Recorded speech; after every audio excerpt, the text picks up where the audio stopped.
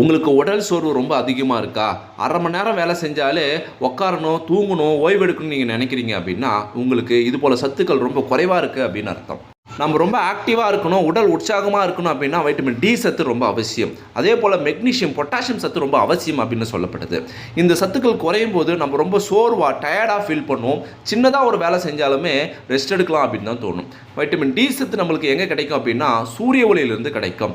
காலையில் 9 மணிக்குள்ளே சாயந்தரம் 5 மணிக்கு மேலே சூரிய ஒளி உங்கள் உடம்புல படுற மாதிரி நீங்கள் வாக்கிங் போனீங்க அப்படின்னா வைட்டமின் டி சத்து உங்களுக்கு நிறைவாக கிடைக்கும். அதே போல் மீன் வகையில் மத்தி, சாலமன், காணாங்கழுத்தி சாப்பிட்லாம், வைட்டமின் டி சத்து கிடைக்கும். முட்டையினுடைய மஞ்சள் நீங்கள் சாப்பிட்லாம்.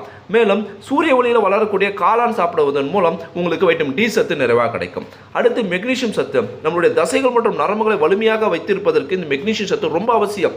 இது பச்சை இலை காய்கறிகள் மற்றும் கீரைகளை ரொம்ப அதிகமாக இருக்கும். விதைகளில் பூசணி விதைகள் சூரிய